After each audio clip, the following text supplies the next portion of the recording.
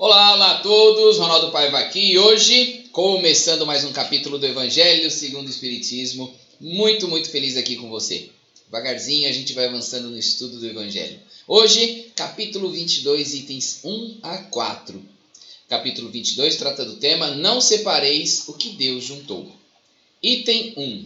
Indissolubilidade do casamento.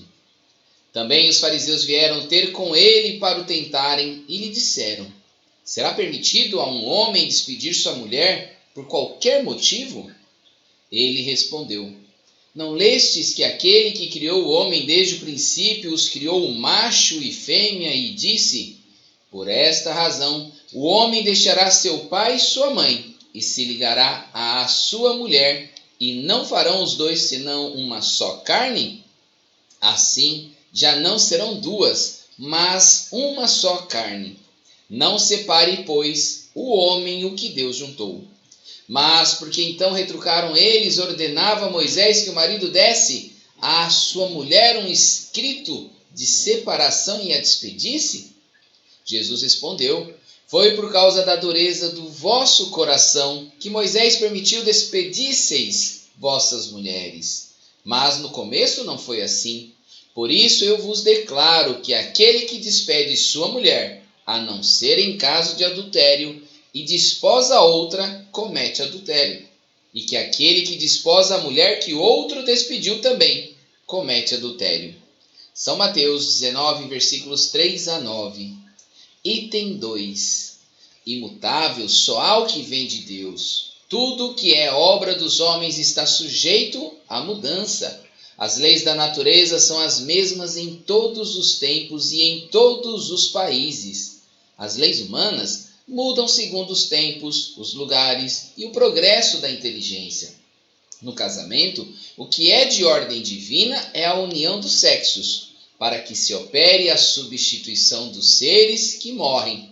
Mas as condições que regulam esta união são de tal modo humanas, que não há, no mundo inteiro, nem mesmo na cristandade, dois países onde elas sejam absolutamente idênticas, e nenhum onde não hajam com o tempo sofrido mudanças. Daí resulta que, em face da lei civil que é legítimo num país e em dada época, é adultério no outro país e noutra época. Isso pela razão de que a lei civil tem por fim regular os interesses das famílias, interesses que variam segundo os costumes e as necessidades locais.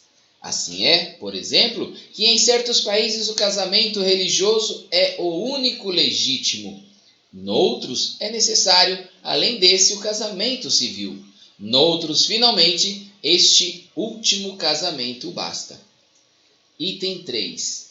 Mas na união dos sexos, a par da lei divina material comum a todos os seres vivos, há outra lei divina imutável, como todas as leis de Deus, exclusivamente moral, a lei de amor. Quis Deus que os seres se unissem não só pelos laços da carne, mas também pelos da alma, a fim de que a afeição mútua dos esposos se lhe transmitisse aos filhos e que fossem dois, e não um somente, a amá-los, a cuidar deles e a fazê-los progredir. Nas condições ordinárias do casamento, a lei de amor é tida em consideração? De modo nenhum. Não se leva em conta a afeição de dois seres que, por sentimento recíprocos, se atraem um para o outro, visto que, as mais das vezes, essa afeição é rompida. O que se cogita não é da satisfação do coração, e sim da do orgulho, da vaidade, da cupidez, numa palavra, de todos os interesses materiais. Quando tudo vai pelo melhor consoante esses interesses, disse que o casamento é de conveniência, e quando as bolsas estão bem aquinhoadas, disse que os esposos igualmente o são e muito felizes hão de ser. Nem a lei civil, porém, nem os compromissos que ela faz se contraíam podem suprir a lei do amor, se esta não preside a união, resultando frequentemente separarem-se por si mesmo os que à força se uniram. Torna-se um perjúrio se pronunciado como fórmula banal o juramento feito ao pé do altar. Daí as uniões infelizes, que acabam tornando-se criminosas, dupla desgraça que se evitaria ao estabelecerem-se as condições do matrimônio, se não abstraísse da única que o sanciona aos olhos de Deus, a lei do amor. Ao dizer Deus, não sereis senão uma só carne, e quando Jesus disse, não separeis o que Deus uniu, essas palavras se devem entender com referência à união segundo a lei imutável de Deus, e não segundo a lei mutável dos homens. Item 4. Será então supérflua a lei civil e dever-se-á volver aos casamentos segundo a natureza? Não, de certo. A lei civil tem por fim regular as relações sociais e os interesses das famílias de acordo com as exigências da civilização. Por isso é útil, necessária, mas variável. Deve ser previdente porque o homem civilizado não pode viver como selvagem. Nada, entretanto, nada absolutamente se opõe a que ela seja um corolário da lei de Deus. Os obstáculos ao cumprimento da lei divina promanam dos prejuízos e não da lei civil. Esses prejuízos, se bem ainda vivazes, já perderam muito do seu predomínio no seio dos povos esclarecidos. Desaparecerão com o progresso moral que, por fim, abrirá os olhos dos homens para os males sem conto, as faltas, mesmo os crimes que decorrem das uniões contraídas, com vistas unicamente nos interesses materiais. Um dia perguntar-se-á o que é mais humano, mais caridoso, mais moral, se encadear um ao outro dois seres que não podem viver juntos, se restituir-lhes a liberdade, se a perspectiva de uma cadeia indissolúvel não aumenta o número de uniões irregulares. Queridos irmãos em Cristo, fiquemos agora com os comentários do dia de hoje. Até mais, tchau, tchau. Olá, bom dia a todos. Hoje, capítulo 22, não separeis o que Deus juntou. Itens 1 a 4, indissolubilidade do casamento, como sugestão de leitura do Evangelho segundo o Espiritismo.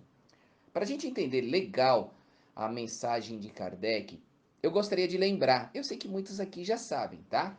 Mas eu gostaria só da gente fazer essa observação aqui para aqueles que não conhecem ainda.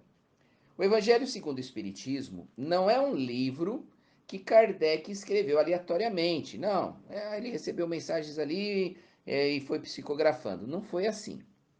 Kardec não era médium, Kardec não via espíritos, não escutava e nem escrevia, nem psicografava.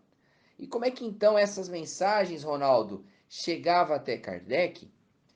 Quando Kardec começou a estudar os fenômenos que aconteciam naquela época, ele, como um cientista, como um professor renomado, conhecido, ele teve uma certa facilidade e um esforço também de publicar em vários jornais dos diversos países que ele tinha acesso, que ele estava recebendo essas mensagens, que ele estava fazendo esses estudos dessas manifestações espíritas.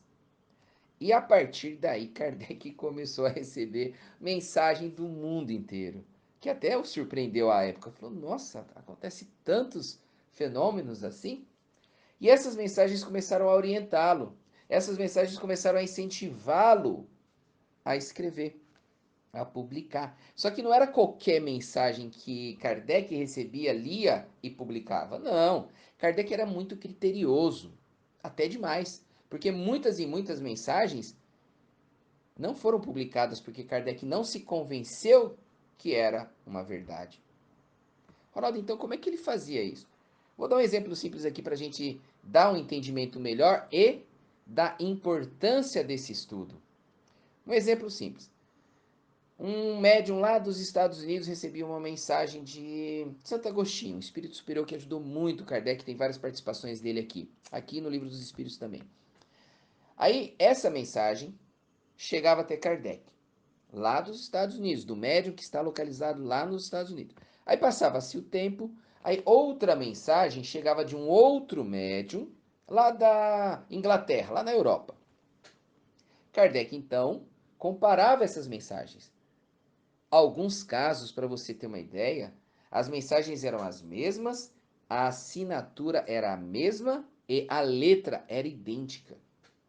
E assim Kardec foi catalogando as mensagens dos espíritos de acordo com os temas. E aí as orientações dos espíritos superiores foram fazendo com que ele tivesse entendimento e ele assim as codificou e publicou apenas aquelas que tinha autorização e orientação dos espíritos superiores. Tá, Ronaldo, legal. Agora, uma outra questão que muitas pessoas também têm dúvida. Kardec não tinha aqui a intenção de pegar todos os estudos, por exemplo, de todas as parábolas do Cristo, de todas as passagens do Cristo, de toda a Bíblia. Não.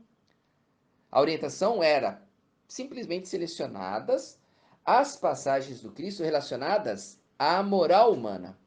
Então, o Evangelho segundo o Espiritismo é um estudo dos ensinamentos, das parábolas do Cristo relacionados à moral. Ah, Ronaldo, legal. Por isso que não tem todas as passagens que estão registradas lá na Bíblia, lá nos Evangelhos. Bacana? Então tá. Para a gente encerrar essa introdução e rapidinho fazer o comentário da sugestão de leitura do dia de hoje, é bom a gente lembrar que naquela época de Kardec não tinha internet, não tinha telefone, não tinha e-mail. As mensagens eram enviadas via cartas, transportadas por navios, carroças. Então a comunicação era muito difícil. Assim você então agora tem uma dimensão muito grande da importância dessas mensagens. Se estão aqui, é porque realmente vai tirar muitas dúvidas, vai fazer com que a gente tenha um entendimento melhorado dos ensinamentos do Cristo. Isso facilita o nosso dia a dia, facilita a nossa vida.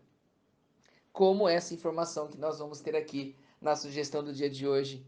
Ali no item 1 da sugestão do dia de hoje, no item 1 tem a passagem do Cristo registrada lá em São Mateus, no capítulo 19, no versículo 3 a 9, onde os fariseus provocam Cristo com uma pergunta e Cristo responde: não, não é bem assim não. Tudo que Deus uniu, ninguém separa, nenhum homem vai separar. Aí os fariseus maliciosamente vêm com uma nova questão. Mas Cristo, se ninguém separa o que Deus uniu, por que que Moisés criou a lei do divórcio? Por que que Moisés liberou que os homens devolvessem suas mulheres devido a isso ou aquilo? Por que que uma lei humana se contrapôs contra uma lei de Deus e assim dissolvendo o que Deus uniu? Aí Kardec vem aqui e nos explica nos itens 2, 3 e 4. Qual o sentido, qual a necessidade das leis humanas? Kardec nos mostra que em diversas localidades, em diversos países, em diversos costumes, a lei humana, ela é necessária e se modifica. Por quê? Porque a sociedade vai evoluindo. A lei civil, por exemplo, do Brasil de hoje não é a mesma lei civil do Brasil lá na época do seu descobrimento. A lei humana se modifica de acordo com a evolução, conhecimento e necessidades da sua sociedade. E assim, por isso, lá naquela época, foi necessário Moisés criar uma lei civil que dissolvia o casamento. Mas esse casamento, que tem a necessidade da dissolução, não é um casamento baseado e basilado na lei de Deus, a lei do amor. Opa! Agora começou a fazer um sentido.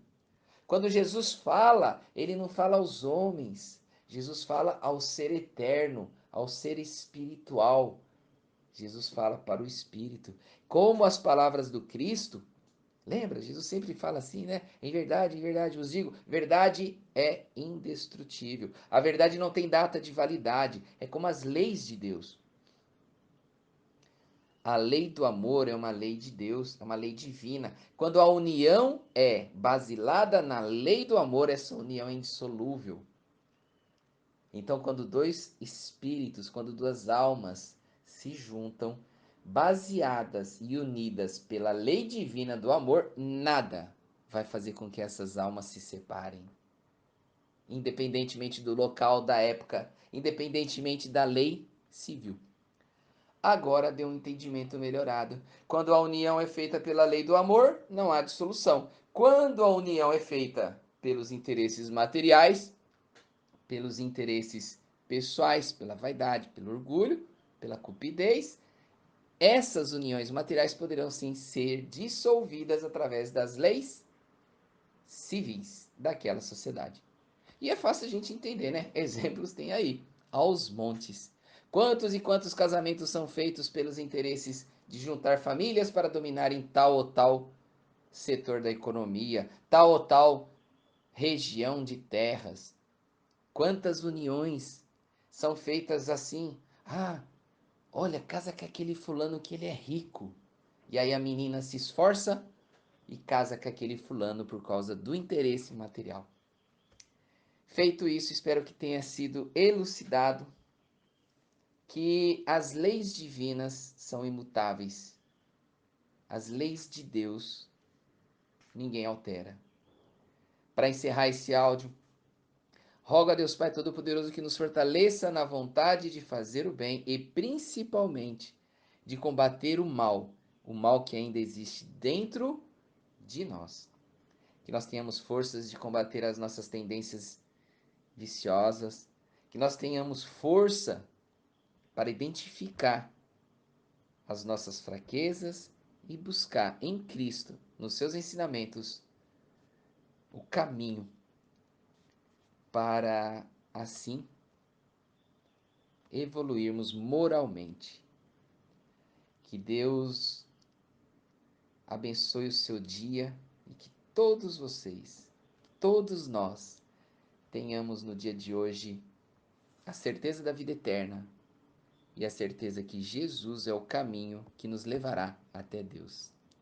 Fiquem em paz, tenham um ótimo dia e até a próxima. Até mais, tchau, tchau.